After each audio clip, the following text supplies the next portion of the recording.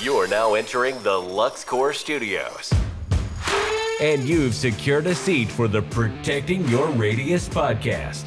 Here, we build connections from your contracting profession to some of the top bleeding edge products and services. Don't get deterred. Let's not delay. Here is your host, Nathan Downs. What's up, everybody? Welcome to another episode of the Protecting Your Radius podcast. I'm your host, Nathan Downs, and today my guest is Cliff Richison with Empire Fence out of Tulsa, Oklahoma. He is also one of the founders of FenceTrac and a founder of StainTrac. So, Cliff, welcome today, buddy. Great to be here. Thanks for the invite. Absolutely, man. So, a lot of people may not know you or have met you. So, why don't you start off by telling us a little bit about your story, your upbringing in the fence industry, and so on. Yeah, I grew up in the fence business. My father bought Empire Fence from Marvin Mann at Ace Fence Company in 1959. And so he started up with Empire. And at the age of about 10 years old, I started going out and bolting up tension bands for the crews for the next day. So, got paid about a penny a piece to go out and bolt up tension bands before the crews would go out the next day. And that's how I got started with Empire, my father's company. And then at some point you started Empire Fence, broke out on your own. What did that look like? Yeah, I worked for my father from the time I was 10 up until I was 21. Broke away from him when I was 21 and started Empire Fence Company. Been working Empire Fence Company now for 48 years. That's awesome. That's awesome. So along the way, you're a big innovator. I think what a lot of people will find out after this episode is you're one of those guys that likes to think outside the box with a lot of your stories and stuff. So tell us about the StainTrac, the FenceTrac, how all that came along. Well, the way I kind of got to thinking outside the box is I worked for Eddy Gibbs when he first started up Ameristar.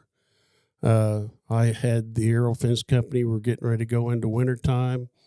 Eddy asked me to come over and help him get Ameristar started. All he was selling at that time were hinges and latches. That's all he was making at that time. And so I worked for him for about 2 or 3 months just to help him get it started. And then in the spring I went back to, working Aero. But during the time I worked with Eddy at Ameristar, it got me to thinking more about, new products that I could think up, things like that. So Eddy was kind of my inspiration as far as starting to think outside the box. That's cool. That's cool. So FenceTrac, from conversations with Brett, FenceTrac came along because you and him, explain that story a little bit. Like you saw a need one day with a client? Or? Actually, what happened, we were working for our corporate attorney. Okay. And so his name was Tom Leon, and we were putting up a 6-foot Ameristar fence. And our friend wanted to go ahead and put some privacy fence, attach some fence pickets, cedar pickets to the Ameristar. So after Brett and I put the fence pickets on there and stood back and looked and saw the black and the cedar look, well, we thought that was beautiful. So at that day, I told Brett, I said, we need to start thinking about how we could come up with a fence that would be a combination of steel and wood, like we had built that day for our customer. And that was the advent of FenceTrac. That's pretty cool.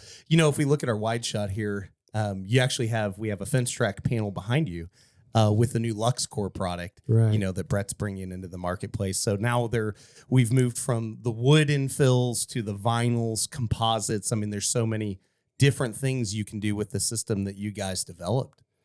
Well, that was the cool thing about the new product that we came out with is we began to realize that there was you could just put almost anything inside of it. Galvanized barn tin.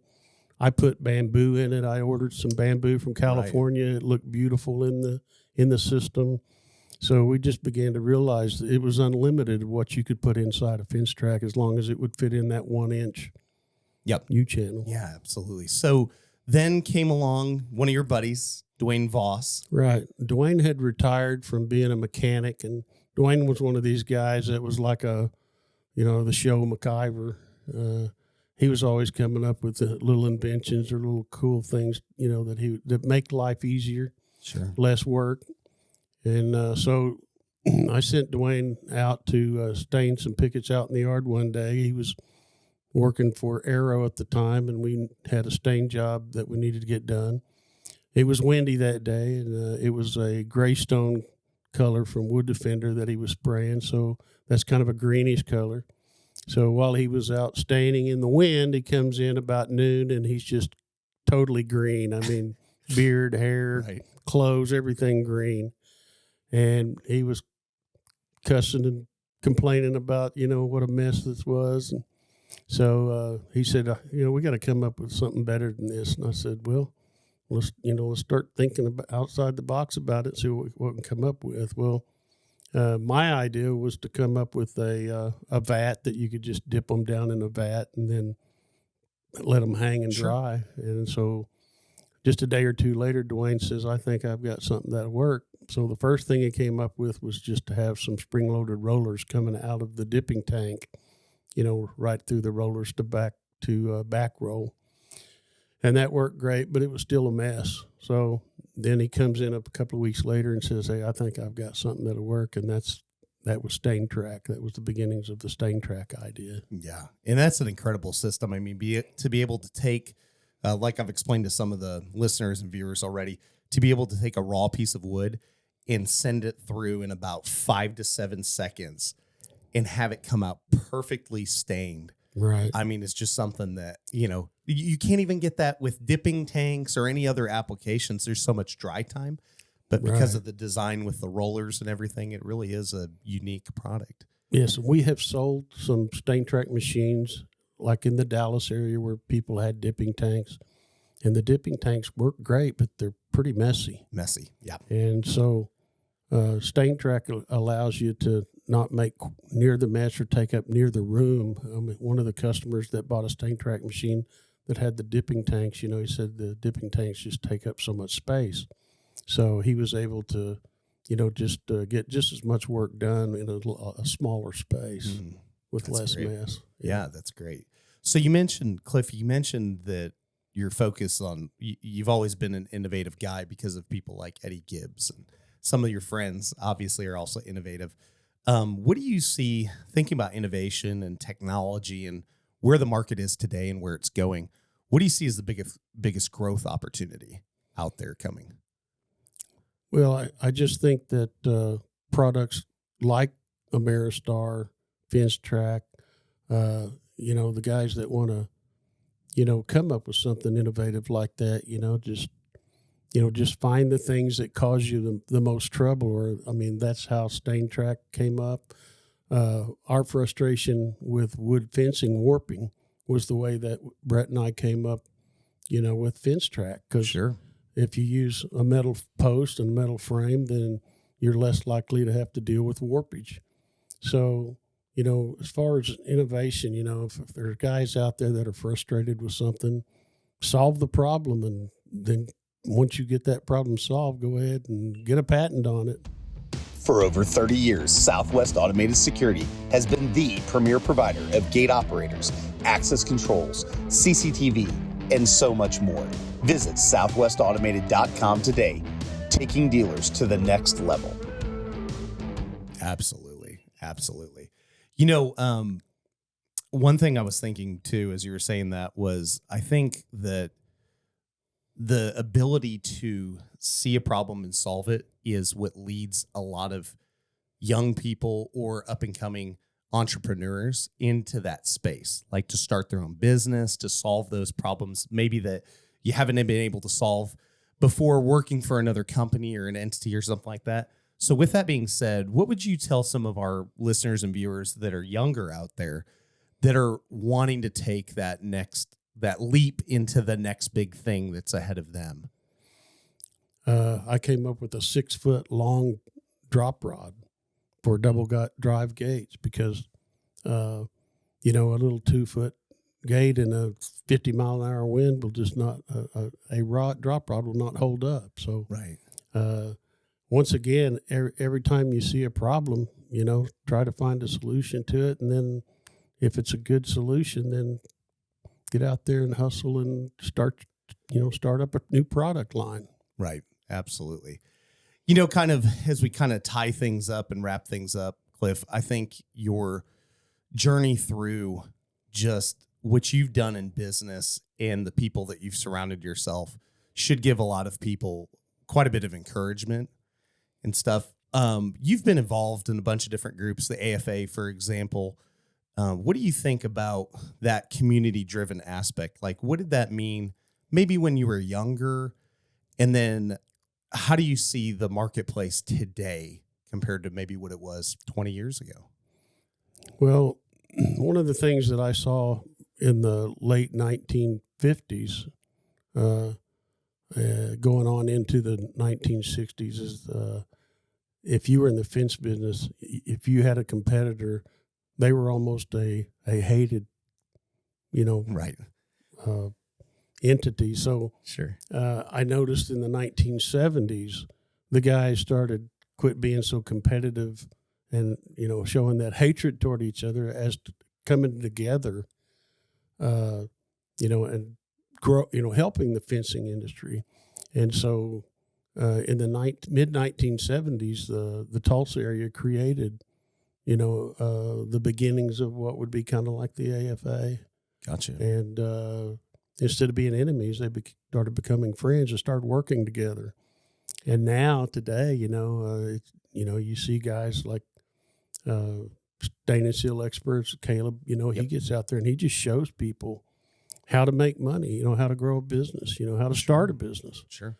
And so, what I've seen in my lifetime is, your competitor was your hated enemy, and now, people are out there helping each other, Right. working together, trying to help each other make more money instead of, just not liking each other. Right. Or eliminating the race to the bottom. Right. Right. Like Yeah. we've all seen that, where everyone, it gets so competitive that we just drive the marketplace down. Instead, we edify each other Right. and raise the marketplace up. Because to be fair, as everyone's watching this, we are technically competitors. Yes. Right. You and I are competitors. I mean, go figure, So, I think that's so appropriate today, and you have been involved in, I know we've gone together for the last 9-10 years to FenceTrac every year with the American Fence Association. So, Cliff, tell us about FenceTrac, because I think our first FenceTrac was together in Vegas. Yeah. For FenceTrac. I was actually working for FenceTrac with Brett and Cliff.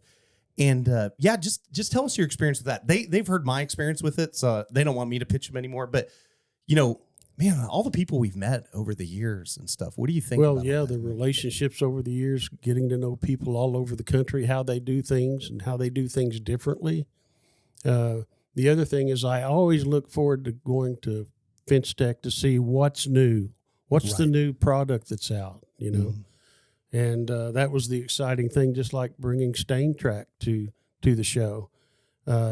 People just love seeing something new and different, and that's what I always look forward to is the new relationships I can build, and then seeing the new things that are out in the fencing industry. Yeah, and I hope everybody watching or listening is already looking forward to, even if you're not in the fence or gate industry at this point, there's so many things that are there in construction related entities. And we've got like software companies now showing up out of the woodworks.